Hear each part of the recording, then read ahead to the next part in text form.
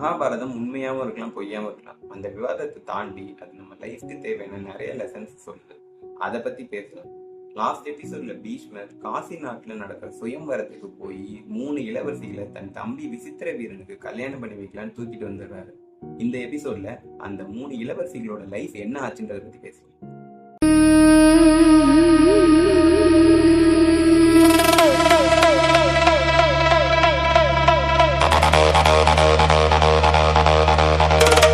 கூட்டிட்டு வந்த 3 இளவரசிகளும் ஹஸ்தினாபுரத்து அரண்மனையில நிக்க வைக்கிறார்.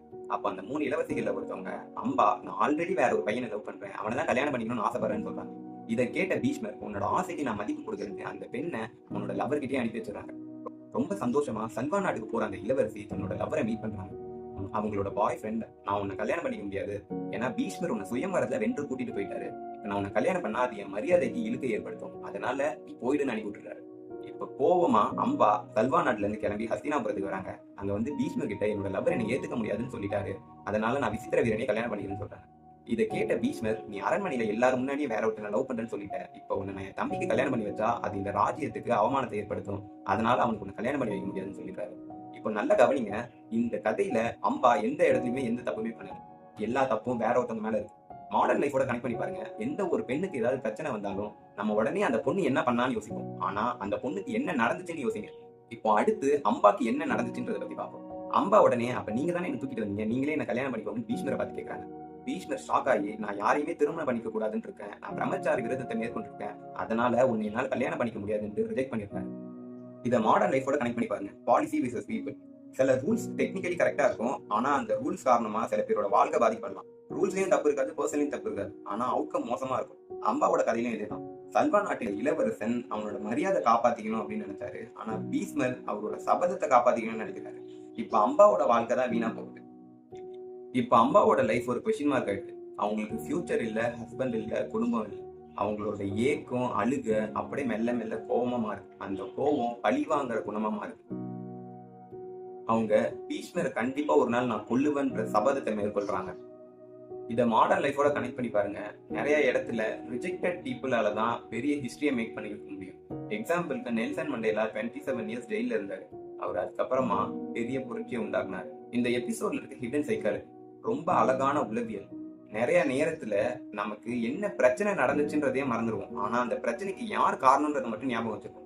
ரொம்ப நாளைக்கு முன்னாடி நம்ம ஃபேமிலியில யாரோ ஒருத்தவங்க கூட சண்டை போட்டிருப்போம், என்ன சண்டை போட்டோன்றதை மறந்துட்டு கோவத்தை மட்டும் மனசுல வச்சுக்கிட்டு அந்த பர்சன் கூட பேசாமே இருக்கும். உங்களுக்கு அந்த சண்டையில ஏற்பட்ட பெயின் போயிடுச்சுன்னா அந்த பர்சன் கிட்ட போய் திரும்ப பேசுங்க. ஏன்னா நமக்கு இருக்கிறது ஒரே ஒரு லைஃப். அந்த லைஃபை எல்லாருக்கூடையும் அனுசரிச்சு வாழணும். அதுக்குதான் நமக்கு காமன் சென்ஸ், 6th சென்ஸ் கொடுத்துருக்காங்க. இந்த எபிசோட நல்ல டீப்பா அண்டர்ஸ்டாண்ட் பண்ணுங்க. பீஷ்மர் ஆக்சுவலா கெட்டவர் கிடையாது, அவரோட கடமையை பண்ண போறன்னு ஒரு விஷயத்த செய்யறாரு. சல்வா நாட்டின் இளவரசன் அரக்கன் கிடையாது, அவனோட மரியாதையை காப்பாத்திக்கிறதுக்காக அம்பாவை ரிஜெக்ட் பண்றான். இந்த எபிசோட்ல எந்த இடத்துலயுமே அம்பா தப்பு பண்ணல, ஆனா இந்த 3 பேரும் சேர்ந்து அம்பாவோட லைஃபை கொஸ்டின் மார்க் ஆக்கிடுறாங்க.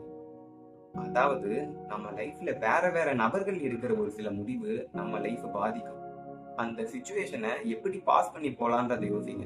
நம்மளோட லைஃபை வேற ஒருத்தவங்களை பழி வாங்கணுன்ற எண்ணத்தோடய நடந்துகிட்டு இருந்தா நம்ம லைஃப் அழிஞ்சிடும். அம்பாவும் அதே மாதிரிதான், வேற ஏதாவது முடிவு எடுத்திருக்கலாம், ஆனா பீஷ்மர் பழி வாங்கணுன்ற முடிவுல இறங்குறாங்க, அவங்களோட லைஃபையே அடுத்தது அழிச்சுக்கிறாங்க. இப்போ அம்பா ஒரு சபதம் எடுக்கிறாங்க. அந்த சபதம் உடனே எதுவும் மாத்தல, ஆனா ரொம்ப நாள் கழிச்சு பீஷ்மரோட சாவுக்கு காரணமாகும். சில டைம் சில தப்பான முடிவு மனுஷங்களோட வாழ்க்கையை மட்டும் மாத்தாது, அது ஒரு வரலாற்றையே மாத்ததுக்கான வாய்ப்பு இருக்கு. நெக்ஸ்ட் எபிசோட்ல பரசுராமர் எதுக்கு பீஷ்மர் கிட்ட சண்டைக்கு வந்தாருன்றதை பத்தி பார்க்கலாம். நான் இந்த கதையெல்லாம் போஸ்ட் பண்றதுக்கு முக்கியமான காரணம், இதுல இருக்க டீப்பான மீனிங் உங்க லைஃப்ல என்னைக்கோ ஒரு நாள் யூஸ் ஆகும் தான். ஸோ என்னோட சேனலை சப்ஸ்கிரைப் பண்ணிக்கோங்க. தேங்க்யூ.